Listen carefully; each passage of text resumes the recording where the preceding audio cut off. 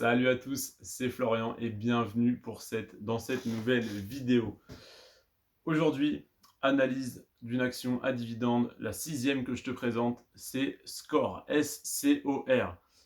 On va se baser sur les 5 mêmes indicateurs que pour les autres vidéos. Le rendement du dividende, la croissance de l'action annualisée, les années de versement consécutifs du dividende, la croissance du dividende annualisé également, ainsi que le ratio de distribution des bénéfices.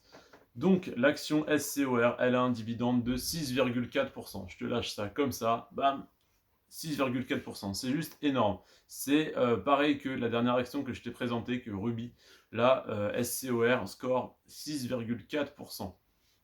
En plus de ça, la croissance de l'action annualisée est de 5,6%. C'est très très intéressant pour une action à dividende.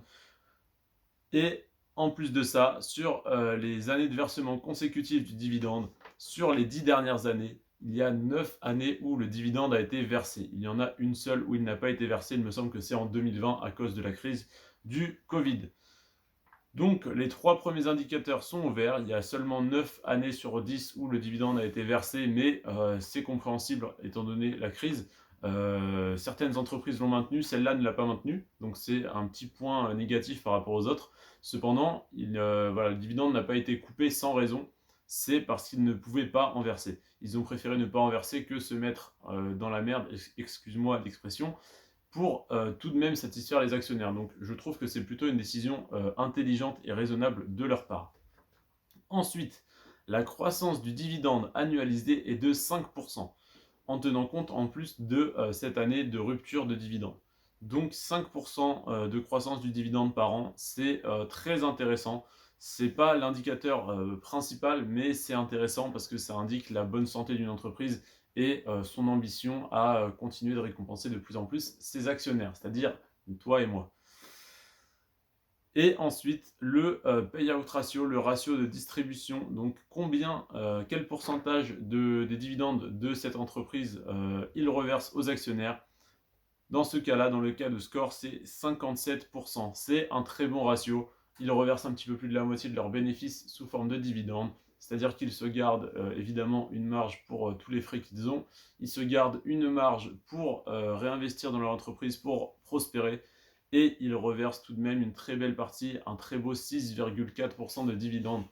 Et ça laisse également entrevoir la possibilité qu'ils augmentent leurs dividendes.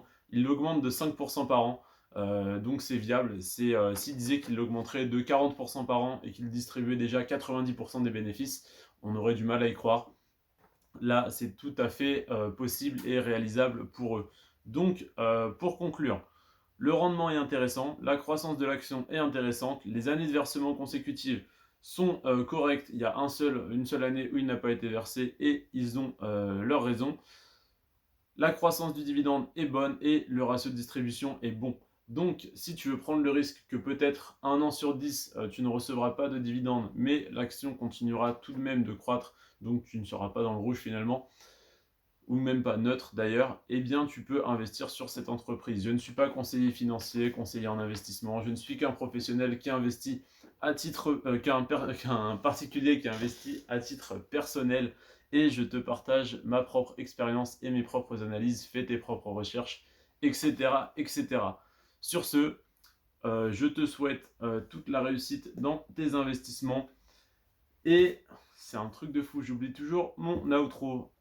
Mais prenez soin de vous et de vos finances. Ciao.